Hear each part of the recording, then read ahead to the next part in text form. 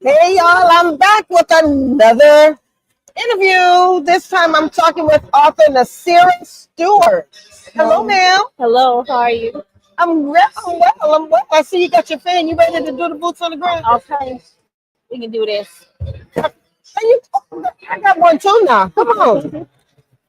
Ready? Hey.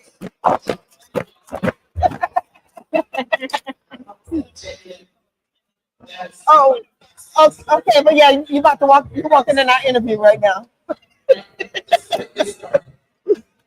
Just go around that way. Sure. Wasn't what I said. Mm-mm. Hey everybody, I'm back. Yeah, I hate when y'all catch me being messy, but it's all good. Where All we right, are. so as I was saying, take two. We are talking with author Naseera Stewart, and she is the author of Loved My beloved curse. What? My beloved curse. My Beloved Curse. Oh, okay, I see what we did here. I'm looking at it wrong. My Beloved Curse. So tell us about this book. Well, This, before you tell us about the book, tell us about you. oh my gosh. Um, this is my fifth book. I have 9 novels altogether. And my Okay. ninth novel just dropped on the 7th. Congratulations. So I was born in Buffalo, New York, and my father's job caused us to move to California. My father was Edward Bearcat Wright. He was a famous wrestler back in the day. And so when they contracted to have the bouts at the Shrine Auditorium, we moved to California. So I was raised in Los Angeles, graduated from Los Angeles High School, graduated from USC, um, BSNRN, and I nursed for 23 years Wow. Okay. and stopped nursing and decided that I wanted to write. So I started writing actually when I was 9. I had a poem that I had to say for Arbor Day in elementary school. So I chose Trees by Joyce Kelman. And the reciting of that poem, I saw the connection that words can make people feel and bring out emotions. And it just hit me. That is what I wanted to do. So Kidra, the trilogy, was actually my first book that I ever wrote. This was about a bloodborne daughter of Dracula from Africa. Nobody has that book with me. And so I just been bitten by the horror romance genre. And that's pretty much where I stay because it allows me to expound on the lore from an African American viewpoint. So are, all of my characters are African American centralized, and they're always completely different from what my other counterparts are doing. So that makes every book that I come out with different and unique at the same time. I love that. How long have you been writing? Since I was 9, since I was 9 years old, I used to do the kids' exams at school. I used to make my side hustle in college by writing everybody else's theses. Hey, sometimes you have to do what you have to You do. got to do what you got to do. So I was writing theses and I was writing resumes and I was just, that was my side hustle when I was in college while I was doing it.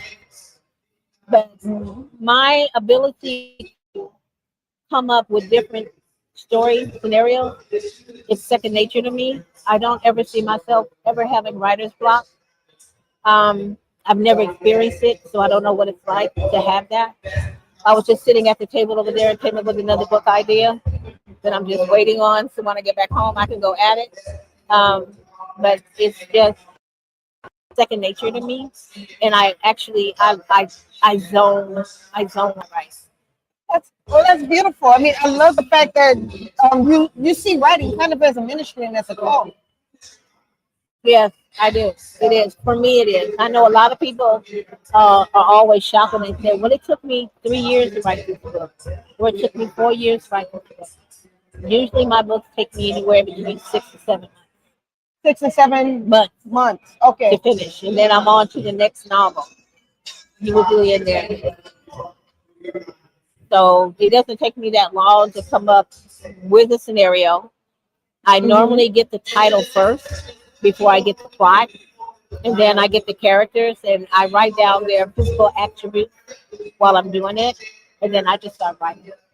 Perfect. Perfect. So now let's talk about my beloved Prince. Woo, my beloved Kirk. We're talking about two identical twin brothers. Sorry about that. This isn't the actual book, y'all, but this is the cover, and the cover is beautiful. Thank you. And I love the afro and the flower and the lipstick, the lips are popping. Guys in the background. The what's in the The background? guys in the background. These are the two brothers. Oh, oh, I see what's going on. Yeah, I think she really needs to talk to you. That's my daughter. Okay, so yeah, tell us about the book. So the book is about identical twin brothers, Demetrius and Darius. And they're real estate moguls that the money is wealth. So it's been passed down from generation to generation. Well, Darius got his heart broke, fell in love with a girl that didn't want to be with him. They go back home and he takes his vengeance out on a young girl from their home that was really in love with her and got her pregnant and denied having anything to do with her. Did not know that the girl's grandmother was a powerful witch. So when she confronted the dad about what was going on, and his older brother said, "No, we've never seen them together or nothing like that," she cursed him. Wow. So Darius is the werewolf. Demetrius is the vampire. Oh, And their housekeeper, who's the sister to the witch that cursed him, she fashioned this necklace around them so that they could Twilight vibe. tap into their powers without turning. But the book is actually about love. If Darius ever falls in love, he'll revert himself back to a real werewolf, and that'll be the end of it. And it's the relationship between the two. He's the only one that can break the curse, Wow. and it has to be his death in order to free up his brother. Now they have a child, the child that was left behind. Darius convinced his brother Demetrius to raise the baby as if it's his own. So she thinks Demetrius is her dad, and she thinks Darius is her uncle. And he did that to safeguard her. So in walks Tori. He decided to hire her as the governess for Nicole, the daughter. And she falls in love slowly but surely with Demetrius. Darius, on the other hand, he's got this persona where he's just deadly. Right. And he does that because he knows he can't ever fall in love. So he treats women terribly. I mean, publicly humiliated them, whatever he got to do to shake them off. Because he know he can't fall in love, but he does. This story sounds intriguing. I hope you guys can hear this. I know it's a little loud behind us, but I know you guys can hear this, and you guys have really got to read this. I'm not really into the fantasy, but the story sounds so intriguing that I feel like I really need to experience this story. It has a lot going on in it. The relationship between the two brothers that's strained. The fact that Darius does fall in love and what happens to him during that transformation. And the ending is definitely not what you think it's going to be.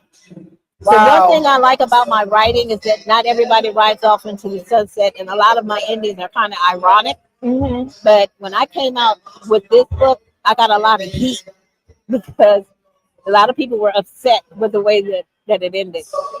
Mm. A lot of people were. Well, y'all read this book and find out if you feel the same way that these people did. So if you would like to find my beloved curse, go to her website, Mistress to the Pen. I'm just gonna say it all wrong. You can find it at Barnes and Noble. You can Yes. find it at Goodreads. You can find it at Everend. It's on Kobo. My publisher has released us to different platforms. So yeah, you can find Perfect. perfect. Uh, here is Mistress to the Pen. Make sure you go and support this book. And if you read this book, make sure you drop a review because there are many people out there who look without reading the reviews. So your reviews help to sell books. Let's support our authors and let them know how we feel. Give them some real feedback. So I want to thank you for sharing your story. Thank you for all that you're doing in the industry. And thank you for being at the National Black Book Festival. This is really great. It really is. I've been trying to get here for the past 4 years, and I finally made it. It's just ironic. I had to move to Texas in order to do it. That's how it works. So you live here in Houston now? No, actually, it took me 3 hours to get here. I live in Copper's Cove, Oh, okay. I and know I about Copper Skull. That's right outside of Fort Hood. Yeah, I used to be stationed in Fort Hood. I was in the army. I was in the army, y'all. I came out here from Vegas, so that whole area over there was like Mayberry RFD to me. It still is. Yeah, but you know, it's actually fun there when you get used to it. I'll take your word for it. I'll take your word for it. I've been here since 2020. I ain't seen no fun yet. You gotta hang with the military folks. That'll work. That'll work. Yeah. Because I ain't seen no fun. I've just seen nothing. If I want to go out, go to the mall, if I want to have a good time, it's intimidating to clean to have fun because Copper's Cove, it's a small town. I'll give you that. Killeen is where the fun is. Yeah, that's where it's at. Because there's no fun in Copper's Cove. All right, y'all. We can talk about this forever, but we are going to tie it up here. Thank you for supporting Mistress to the Pen, Miss Naseera Stewart. And I will be back with our final interview for the day. So stay tuned. Bye.